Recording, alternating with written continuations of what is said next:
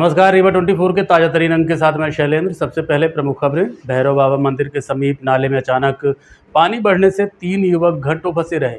SDRF की team ने बाहर निकाला। सगरा थाना अंतर्गत टिकुरी में तेंदुए ने किया बकरी के बच्चे और गाय के बछड़े का शिकार। नगर निगम में अवैध नियुक्ति और पदोन्नति को लेकर भारतीय मजदूर संघ के अध्यक्ष ने आज कमिश्नर नगर निगम को सौंपा ज्ञापन और तत्कालीन तहसीलदार मऊगंज को 4 साल के सश्रम कारावास व 25,000 के अर्थदंड की सुनाई गई सजा। इन खबरों सहित अन्य खबरें अब विस्तार से। भैरव बाबा मंदिर गुड़ के पास कुड़ियारी नाले के तेज बहाव में फंसे 3 लोगों को एसडीआरएफ की टीम ने त्वरित कार्रवाई करते हुए बाहर निकाला। मिली जानकारी के अनुसार जिला मुख्यालय रीवा से लगभग 20 किलोमीटर दूर भैरव बाबा मंदिर है, जहां लगभग 40 फीट की भगवान शिव की प्रतिमा है जो लेटी अवस्था में है, जिसे देखने के लिए अक्सर जिले व आसपास के प्रदेशों से लोग आते रहते हैं। बरसात के दिनों में यहाँ का मौसम बहुत ही सुहाना रहता है, लेकिन मंदिर से लेकर गोविंदगढ़ के बीच में कुड़िया नाला बहता है, जिस पर बरसात के दिनों में पहाड़ से पानी आ जाता है। मिली जानकारी के अनुसार 3 युवक यश सिंह पिता राकेश सिंह परिहार उम्र 20 साल, आयुष कुमार सिंह पिता राकेश जिसकी उम्र 22 साल बताई जा रही है और नीलेश पिता तेज प्रताप सिंह 29 साल, ये तीनों बरहदी थाना रायपुर करचुलियान के हैं, जो आज सुबह पिकनिक मनाने के उद्देश्य से भैरव बाबा मंदिर गए थे, जहां नाले के उस पार एक चट्टान में लगभग 3 घंटे फंसे रहे, क्योंकि अचानक नाले में तेज पानी आने लगा। इसके बाद कंट्रोल रूम को सूचना दी गई। सूचना मिलने पर एसडीआरएफ के जवान, जिला सेनानी वीरेंद्र सिंह जादौन के निर्देश में टीम प्रभारी शंभू पांडे के नेतृत्व में एसडीआरएफ टीम अपने आवश्यक उपकरणों के साथ घटनास्थल पर रवाना हुई और सभी को सुरक्षित निकाल लिया। आइए आपको दिखाते हैं किस तरह से युवकों को इस तेज बहाव के नाले से एसडीआरएफ की टीम ने बाहर निकाला है।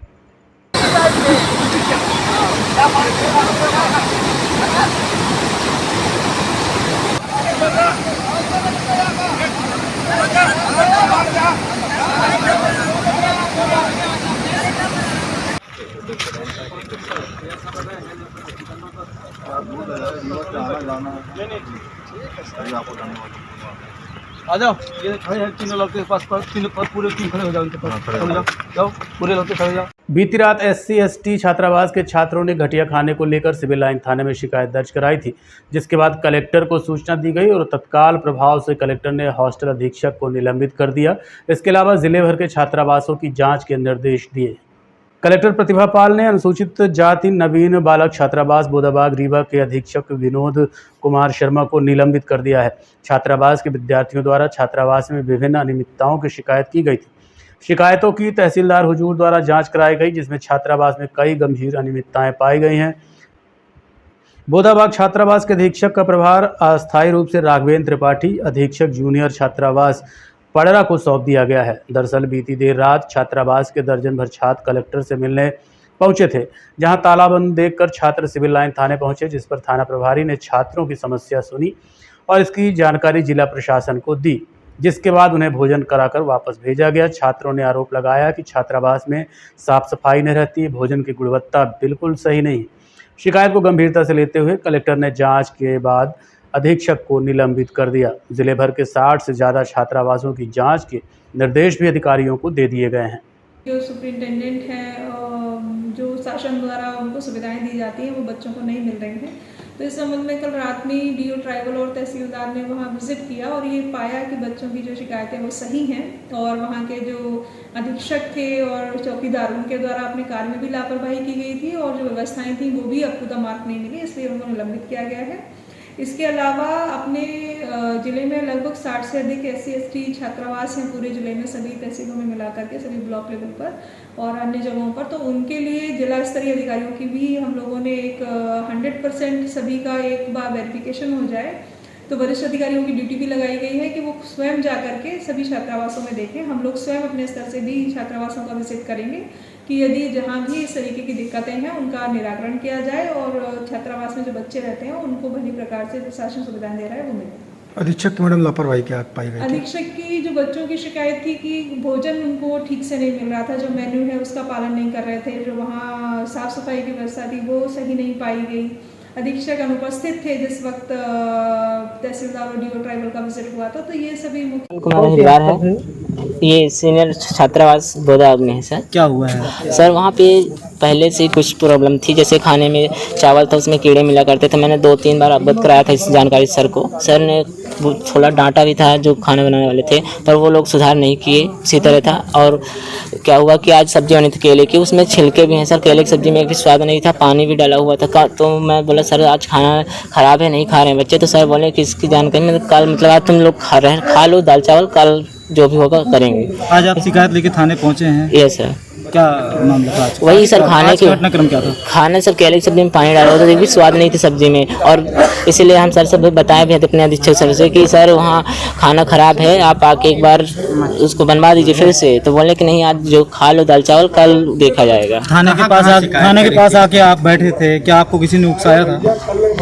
नहीं सर, आपने थाने में बैठने के लिए किसी ने आपको उकसाया था? नहीं सर। आपने कहाँ शिकायत करी? अभी खाने की शिकायत लेके आए हैं, तो अभी आए हैं तो क्या शिकायत में आपको आश्वासन मिला? सर बोले हैं मैं थाने में आया था, सर बोले कि आपकी सुनवाई होगी और सुनवाई किए हैं सर, बात किए हैं। कौन सर है, क्या नाम? TI सर हैं, TI सर वहाँ पे। अभी मौके पर DO साहब पहुंचे हैं और सर से भी बात हो गई। सर उन्होंने क्या आश्वासन दिया आपको? सर ने बोला कि ठीक है सब व्यवस्था हो जाएगी कल। आप संतुष्ट हो? यस सर, अगर हो जाएगी तो नाम बढ़ो ना अपना। आदरणीय कलेक्टर मैडम के द्वारा ये जानकारी प्राप्त हुई कि बोदाबाग स्थित एक अनुसूचित जाति जनजाति छात्रावास के कुछ हमारे भाई हैं वो अपने कुछ बिंदुओं को लेकर के और सिविल लाइन थाना आए हुए हैं। जैसे ही जानकारी प्राप्त हुई तो आदरणीय जॉइंट कलेक्टर साहब को PK पांडे साहब को साथ में लेकर के हम लोग यहाँ पर उपस्थित हुए और अपने भाइयों से हम लोगों ने बात की। और हमारे छोटे भाइयों का ये कहना है कि जो भोजन आज उन्हें परोसा गया वह गुणवत्ता युक्त नहीं था। और आदरणीय सर ने भी निर्देशित किया तुरंत, जो वहाँ के अधीक्षक हैं वो तुरंत यहाँ पर मौके पर उपस्थित हुए और अब इन सभी बच्चों को हम लोग अच्छी गुणवत्ता युक्त भोजन कराएंगे और इस बात को सुनिश्चित किया जाएगा कि भविष्य में इस प्रकार की के लापरवाही पूर्वक कृत्य की पुनरावृत्ति न हो। सिस्टम लापरवाह है, इस सिस्टम को सुधारने की कार्रवाई कब की जाएगी? क्योंकि इससे पहले भवन जर्जर की हमने खबर दिखाई थी, उस पर भी जांच चल रही है। ये पूरा जो सिस्टम है कब सुधरेगा सर? देखिए व्यवस्था जो है सतत सुधार की ओर रहती है और हमेशा ही प्रत्येक व्यवस्था में सदैव कुछ न कुछ सुधार की आवश्यकता रहती है। तो जैसे ही जानकारी प्राप्त होती है, विषय संज्ञान में आते हैं, तुरंत उन पर फोकस किया जाता है और सुधार का प्रयास किया जाता है और भविष्य में ऐसा होगा। मौके पर पहुंच के छात्रों का निदान किया गया है, किस तरह का निदान किया गया है? और हमारे जितने भी भाई हैं यहीं पर सभी उपस्थित हैं। अभी सभी को यहाँ से हॉस्टल भिजवाया जाएगा और सभी के भोजन की व्यवस्था की जाएगी। कितने बच्चे हैं जो प्रभावित हैं? जी, कितने बच्चे जो प्रभावित हैं? छात्रावास में कितने बच्चे हैं इसकी जो संख्या है वो जो हमारे अधीक्षक हैं वही बता पाएंगे। जो प्रभावित जी, जो हॉस्टल में बच्चे हैं, हाँ जी, वो उनकी संख्या जो है छात्रावास के अधीक्षक हैं वही बता पाएंगे। चौकीदार पर सवाल है सर, वो नहीं था तभी तो बच्चे रात को बाहर आए। नहीं, आदरणीय सर ने भी इस बिंदु को ध्यान पर दिया है और जो भी लापरवाह लोग होंगे नियमानुसार उन पर कार्रवाई की जाएगी। ठीक है। रीवा शहर में जर्जर भवनों को गिराने की कार्रवाई लगातार जारी है। आज मछरिया दरवाजे पर कुछ जर्जर भवनों को गिराया गया। इस फिल्म का एक पुराना डायलॉग है, आग यहाँ लगी और धुआं वहाँ उठ गया। दरअसल गढ़ क्षेत्र में हुई घटना के बाद प्रशासन इस समय रीवा शहर में पुराने व जर्जर भवनों को गिराने की कार्रवाई में जुटा हुआ है। आपको बता दें कि ये कार्यवाही मासूम बच्चों की आकस्मिक मौत के बाद शुरू की गई थी। रीवा शहर के 200 ऐसे भवनों को चिन्हित किया गया है जिन्हें गिराया जा रहा है। इसी कड़ी में आज मछरिया दरवाजे के पास 3 भवनों को गिराया गया जो काफ़ी पुराने थे और ख़तरनाक बताए जा रहे हैं। जोन प्रभारी राजेश सिंह ने बताया कि चिन्हित किए गए कुछ ऐसे मकान भी हैं जिनकी मरम्मत की जा सकती है। इसके लिए भी मकान मालिकों को सूचना चस्पा कर दी गई है। यदि बताए गए समय में ऐसे भवनों का सुधार नहीं कराया जाता तो उन्हें भी गिराने की कार्यवाही नगर निगम द्वारा की जाएगी। चिन्हित किए गए भवनों में कई ऐसे भवन हैं जो सुधार योग्य नहीं हैं, जिन पर नगर निगम के द्वारा कार्रवाई शुरू कर दी गई है। कार्रवाई के दौरान नगर निगम अमला सहित पुलिस एवं प्रशासनिक अधिकारी मौके पर मौजूद रहे। इस दौरान मकान मालिकों को चेतावनी दी गई है। जिनके मकान क्षतिग्रस्त हैं, जिन्हें सुधारने के लिए मकान मालिकों को बोल दिया गया है। लेकिन अब सवाल ये उठता है कि शहर में कई ऐसे पुराने स्कूलों के बिल्डिंग है, कई सरकारी भवन हैं जो जर्जर अवस्था में है। यहाँ तक कि कई बड़े व्यापारियों और नेताओं के पुराने और जर्जर भवन हैं क्या उन पर भी प्रशासन की जेसीबी चलेगी या 4-6 दिन बाद सामान्य लोगों के मकानों को गिराने के बाद ये मुहिम समाप्त हो जाएगी? ये यहाँ पे 3 हैं, 3 में दो गिर चुके हैं, तीसरी कार्रवाई की जा रही है।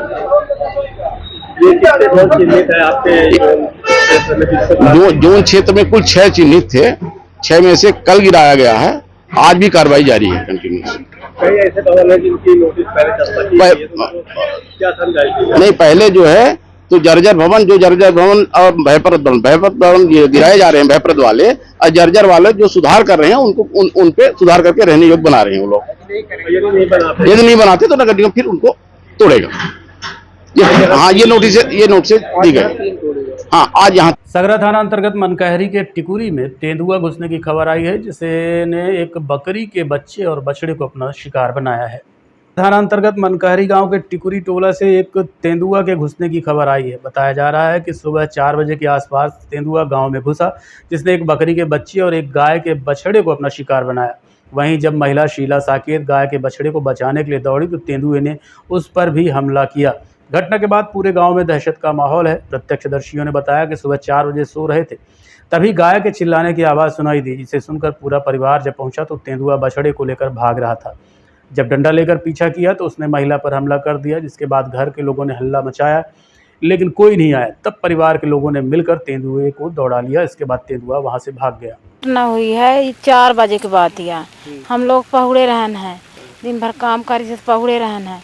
जब गाय हमारे रियान तो हमारा आदमी उठे, जब उठे हमारे आदमी तो कहीं के रेट कैमरा खोल बिटिया टॉर्च दे, कौन जानवर घुसा है अंदर।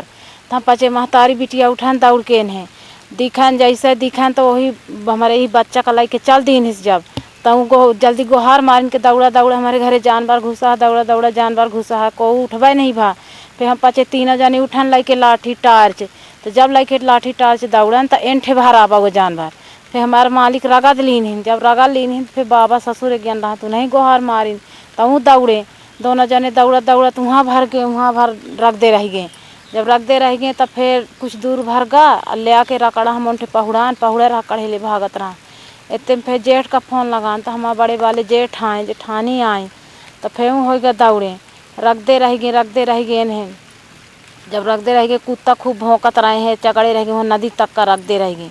फिर वहाँ से लौट के आए हैं तो हो गए सबका गुहार मारी, तो हो गए सबको जागे एक निकले बैठे दिखें सुने। एक जन ननद का चगड़े रहा हूँ नहू रही हैं तो हाँ, तो रोपा लगावती लाग है वो अच्छे से दिखी नहीं। उनका शीला नाम है। उन्होंने के ऊपर हमला कर हम उनका चगाड़ी सी वो बाथरूम करा निकली तो नहीं चगाड़ी, तो फिर वो भाग कहीं दे के कैमरा, तो उनके खिड़की तक का मतलब ऐसे हान है। जब हान है तो फिर वो भीतर एक कैमरा दे के गुहार मारी ने, कोई सुनबा नहीं बा, सबके कूलर पंखा चलत रहा है, तो ऐसे कोई निहारबा नहीं बा, कोई सुनबा नहीं बा। होगा ऐसे बात भाई है। कौन जानवर नुकसान? बछवा हमारे इतना बड़ा खाली नहीं, ये बकरी खाली है। दो ठन के महिला बच गई है। हमारे इनहू का आदमी को दौड़ा है तो फिर भाग कर एक अंदर आई। हाँ ऐसे रहा तेंदुआ का, जैसे ललछल रहा, इतना बड़ा रहा, पूंछ लंबी रही है। हाँ मतलब भूमि में रही ऐसे टेढ़ की पूंछ की रहा है। ये एक आपको बच्चा को काटा है बकरी के, और एक बछवा काटा गाय के बछवे के। किसी महिला को रगे थे? हाँ एक महिला को रगे थे, तो वो बड़ा कैमरा दे ली है। जब उसको महिला का शीला नाम है, उसको रगे थे। हाँ उसको रगे थे, तो वो कैमरे में गेट में ठोकर भी मारा है। किस तरह के जानवर है? तेंदुआ जैसे? हाँ तेंदुआ, मैंने वही देखी है, बोली कितनी बड़े था, पूंछ लंबी सी उसकी। तेंदुआ ही होगा। हाँ वन विभाग को जानकारी दी गई है? जंगल विभाग को किसी को? अब ये तो जिसका माल है वो दिया कि नहीं दिया, हम तो सवेरे से बिजी है मोटर चलाने में, वो हो सकता है दिया हो कि नहीं दिया। तो बल्कि उसको थाने में फ़ोन लगा रहा था, थाने वाले फ़ोन नहीं उठा रहे थे। रंग लाल रहा, पीछे कई पातर, आगे मोटा। तो मतलब क्या क्या नुकसान किया? नुकसान हो गया यही दो को किया है। दो को किया, एक बच्चा गैया के बछड़ा और एक बकरी का। एक महिला को रगे थे? एक महिला को रगे थे। कितने बजे घटना है? यह 4 बजे घटना है। 4 बजे भोर में। और तो कोई जनहानि नहीं? नहीं और कुछ नहीं भाई। पुलिस को सूचना दे गई है? पुलिस को सूचना शायद फ़ोन लगा रहा था, फ़ोन 100 नंबर पर फ़ोन उठाई। अब यह फ़ोन तो वो उठाई थी, एक बार कही सी पर पुलिस उठाई तो ना उठाई तो पुलिस को किया गया है। ये जानवर किनके हैं?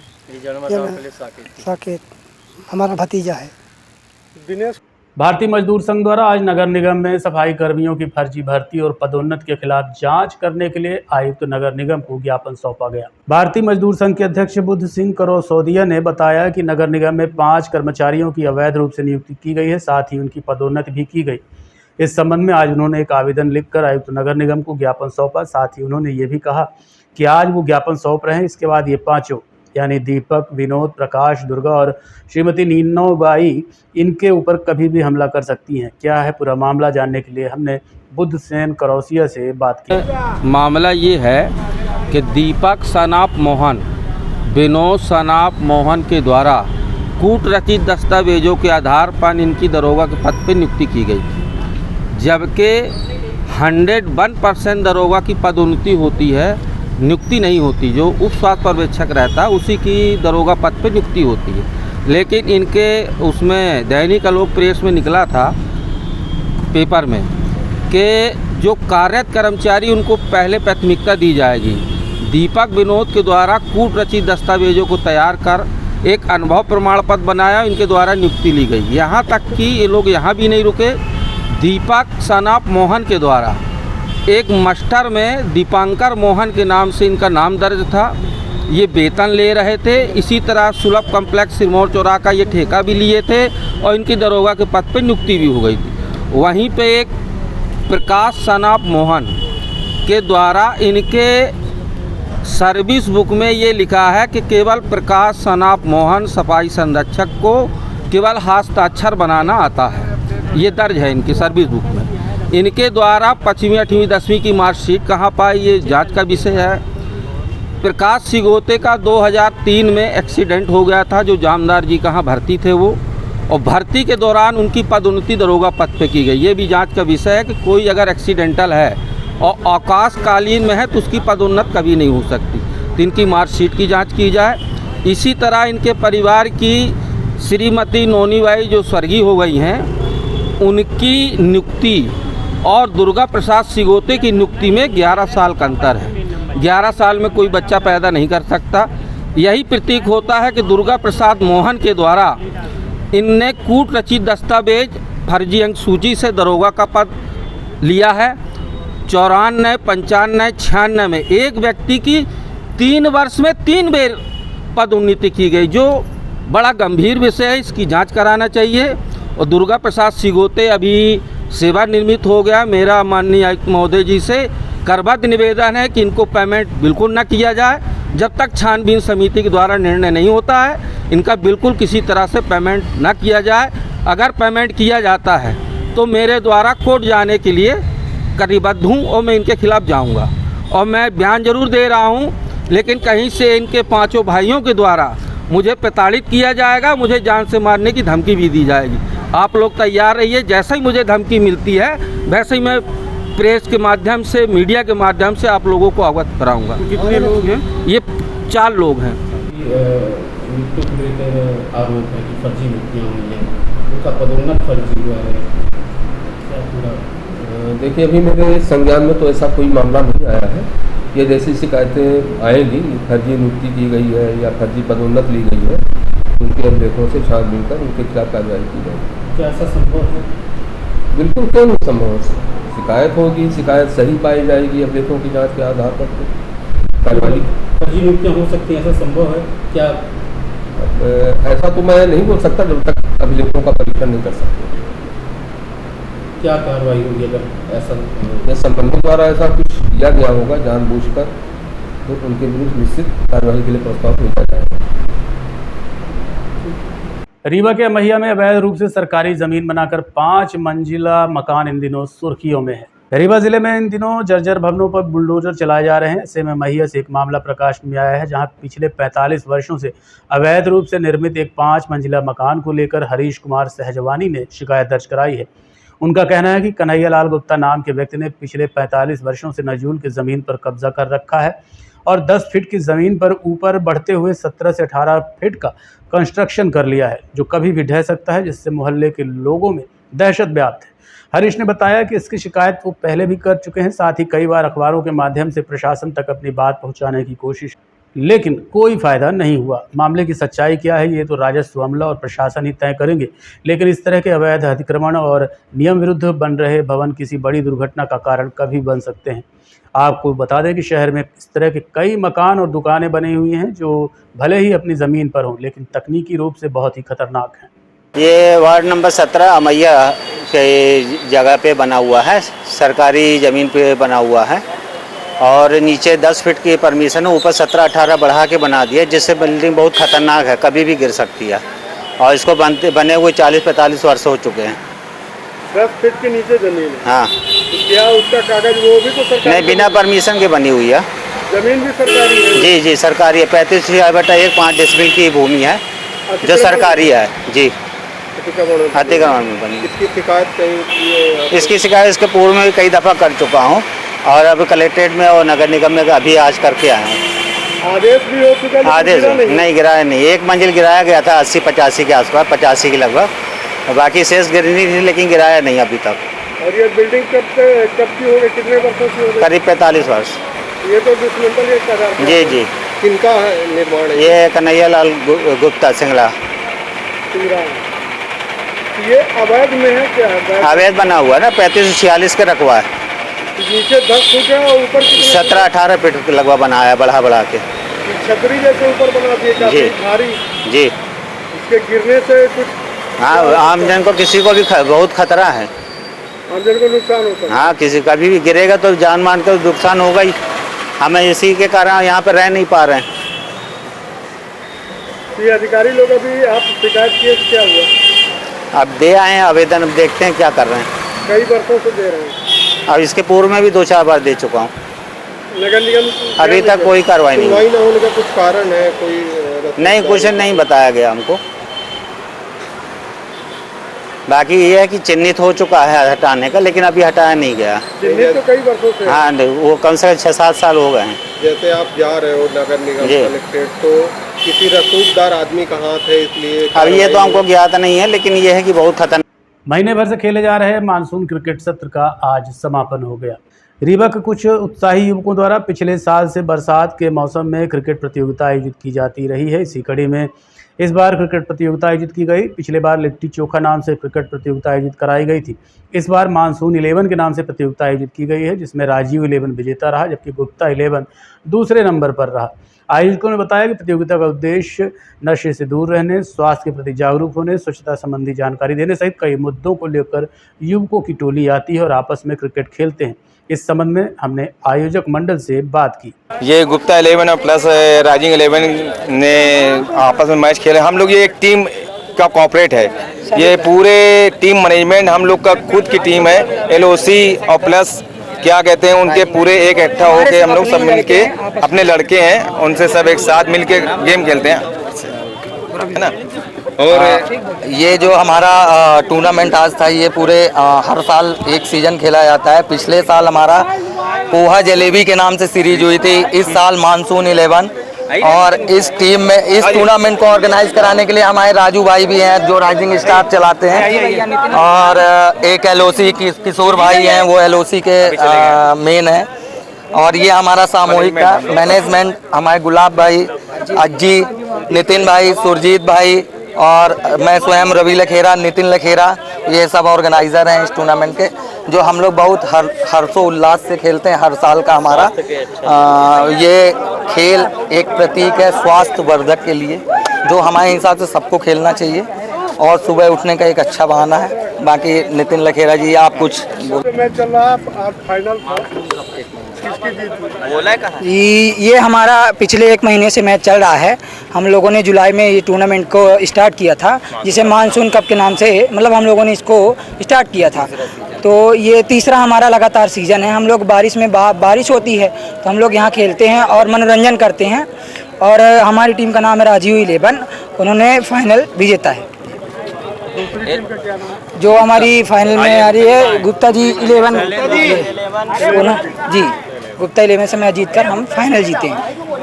आज फाइनल समापन हाँ, आज फाइनल का समापन जी। फाइनल हम लोग राजीव 11 ने जीत। शासकीय कन्या स्नातकोत्तर महाविद्यालय रीवा के गृह विज्ञान विभाग, युवा red cross society of and gynaecology समिति रीवा के संयुक्त तत्वाधान में 1 से 7 अगस्त तक विश्व स्तनपान सप्ताह के अंतर्गत कार्यक्रम का आयोजन किया गया। जीडीसी में आयोजित इस कार्यक्रम की अध्यक्षता महाविद्यालय की प्राचार्य डॉक्टर विभा श्रीवास्तव ने की। मुख्य अतिथि डॉक्टर रेखा सिंघल रहीं। विश्व स्तनपान सप्ताह 2024 के पहले दिन का कार्यक्रम शुभारंभ करते हुए आयोजित होने वाली गतिविधियों की जानकारी छात्राओं को दी गई। प्राचार्य द्वारा भाग लेने के लिए छात्राओं को प्रेरित किया गया। दूसरे दिन स्लोगन प्रतियोगिता का आयोजन किया गया। तीसरे दिन कविता लेखन प्रतियोगिता का आयोजन किया गया। चौथे दिन रंगोली प्रतियोगिता का आयोजन किया गया। वहीं 5वें दिन पोस्टर प्रतियोगिता का आयोजन किया गया।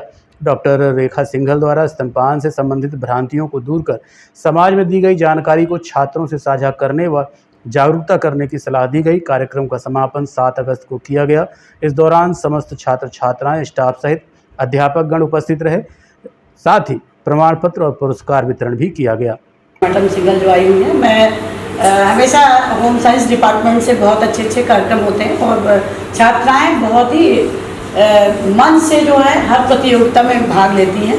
और जो अभी स्तनपान जो सप्ताह चल रहा है उसके अंतर्गत जैसे रेखा मैडम। गीतांजलि पब्लिक स्कूल में पदालंकरण समारोह का विधिवत समापन किया गया। 7 अगस्त 2024 को रीवा स्थित गीतांजलि पब्लिक स्कूल में पदालंकरण समारोह अत्यंत उल्लास व उत्साह के साथ मनाया गया। समस्त विद्यार्थियों की उपस्थिति देखी गई। कार्यक्रम का आयोजन मुख्य अतिथि जिला शिक्षा अधिकारी रीवा श्री सुदामा लाल गुप्ता जी रहे। वहीं विशिष्ट अतिथि के रूप में वरिष्ठ समाज सेवी शिव प्रसाद प्रधान रहे।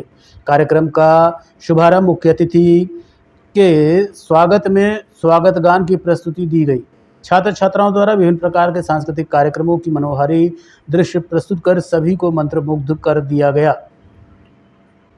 मुख्य अतिथि श्री सुदामालाल गुप्ता ने बच्चों का उत्साहवर्धन कर भूरि भूरि प्रशंसा की। तदुपरांत मुख्य अतिथि ने सभी छात्र छात्राओं को शपथ दिलाई और चारों सदनों के छात्र छात्राओं को विभिन्न पदों से अलंकृत किया गया, जिसमें Satya house, Shakuntala house, Surya house के कप्तानों व उप कप्तानों एवं हाउस के अन्य पदाधिकारियों को बैच लगाकर उनके निहित कर्तव्यों की शपथ दिलाते हुए पदों से नवाजा गया। सभी पदाधिकारियों द्वारा मार्च पास्ट की सुंदर प्रस्तुतियां की गई। मुख्य अतिथि जिला शिक्षा अधिकारी रीवा द्वारा सुदामालाल गुप्ता ने अपने भाषण में पदासीन बच्चों को संबोधित करते हुए उन्हें निकट भविष्य में अधिक जागरूक, सभ्य, सुशिक्षित और समाज व देश के लिए उपयोगी होने की शिक्षा दी गई। मुख्य अतिथि ने कार्यक्रम के साथ ही विद्यालय संस्थापक शिव प्रसाद प्रधान के प्रयासों की सराहना की। उन्होंने अपने उद्बोधन में कहा कि युवा विद्यार्थी हमारे देश का भविष्य हैं। उन्हें लगन एवं मेहनत से अच्छी शिक्षा ग्रहण कर अपने माता पिता, विद्यालय और देश का नाम रोशन करना चाहिए। तहसीलदार मऊगंज को 4 साल के सश्रम कारावास व 25,000 के अर्थदंड की सजा सुनाई गई है। लोकायुक्त रीवा में पंजीबद्ध भ्रष्टाचार के प्रकरण में माननीय विशेष न्यायालय रीवा द्वारा दिनांक 6 अगस्त को पारित निर्णय में आरोपी नन्हेलाल वर्मा, तत्कालीन तहसीलदार मऊगंज, जिला रीवा को धारा 7 भ्रष्टाचार निवारण अधिनियम 1988 में 3 साल का सश्रम कारावास एवं 10,000 के अर्थदंड तथा धारा 13(1)(d) तथा 13(2) भ्रष्टाचार निवारण अधिनियम 1988 में 4 साल का सश्रम कारावास और 15,000 के अर्थदंड से दंडित किया गया है। शिकायतकर्ता अखिलेश मिश्रा से सीमांकन के आदेश पर स्थगन लगाने के एवज में 80,000 रुपये के रिश्वत की मांग की गई थी, जिसमें दिनांक 4/6/2016 को रिश्वत की राशि लेते हुए रंगे हाथों पकड़ा गया था। आवेदन जो है तहसीलदार मऊगंज नन्हेलाल वर्मा जी के न्यायालय में लगाया हुआ था, तो उनके द्वारा दिनांक 23/5/16 को पंकज मिश्रा के पक्ष में नामांतरण आदेश पारित कर दिया था। उसके बाद उन्होंने दिनांक 26/5/2016 को वही नामांतरण आदेश उन्होंने किया था, उसको निरस्त कर दिया था और निरस्त करने का कोई कारण उनका उल्लेख नहीं था उनके नोटशीट में। इस पर उनके जो अधिवक्ता थे अखिलेश मिश्रा, उन्होंने आपत्ति दर्ज कराई थी और आपत्ति दर्ज कराई। उनसे जब बातचीत की तो उन्होंने कहा कि अभी हम मामला मेरे हाथ में है, आप 1 लाख रुपए की व्यवस्था कर दो तो मैं आपके पक्ष में नामांतरण कर दूंगा। उसके बाद जब उन्होंने 1 लाख रुपए की मांग की तो उन्होंने लोकायुक्त कार्यालय में दिनांक 1/6/2016 को आवेदन पत्र दिया। लोकायुक्त ने उस आवेदन पत्र की जांच की, टेप रिकॉर्डर के साथ उनको भेजा गया। वहां पर उनकी वार्तालाप जो थी, रिश्वत संबंधी वार्तालाप, उसको रिकॉर्ड किया। रिकॉर्ड करने के बाद दिनांक 4/6/2016 को ट्रैप कार्रवाई आयोजित हुई थी और जो वार्तालाप हुई थी उसमें उन्होंने 80,000 रुपये में बातचीत तय हुई थी, ठीक है आप 80,000 कर दो, और उस पर फिर शिकायतकर्ता ने 50,000 रुपये जो है रिश्वत के लाए थे, रिश्वत वो देने वाले लिए थे, और वही उनको उनके आवास में रंगे हाथ उनको ट्रैप किया गया था। इसमें उसमें जो तत्कालीन तहसीलदार थे नन्हेलाल वर्मा जी, उनको सजा सुनाई गई।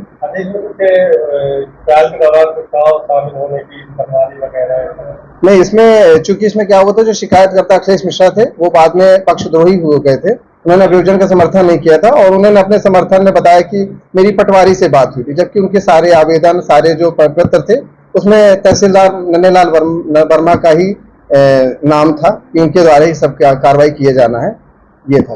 फरियादी वो हो गए थे जी, फरियादी अभियोजन का उन्होंने समर्थन नहीं किया था। जो कार्यवाही होती है तो उसको तो सारे साथ होते हैं कि कार्यवाही के राष्ट्रपति के अधिकारी होते हैं। हाँ, वो कार्रवाई होगी जो आवेदक होते हैं। जी हाँ, उनके विरुद्ध में माननीय न्यायालय ने धारा 344 दंड प्रक्रिया संहिता का कार्रवाई संस्थित करने हेतु निर्णय में उल्लेख किया है। इसमें माननीय विशेष न्यायालय पीसी एक्ट द्वारा धारा 7 में 3 वर्ष की सजा और 10,000 रुपये जुर्माना की सजा दी गई है, और धारा 13(1)। आज के अंक में इतना ही। देखते रहिए रीवा 24 न्यूज़। नमस्कार। देखते रहिए रीवा 24 न्यूज़। मिलते हैं छोटे से ब्रेक के बाद।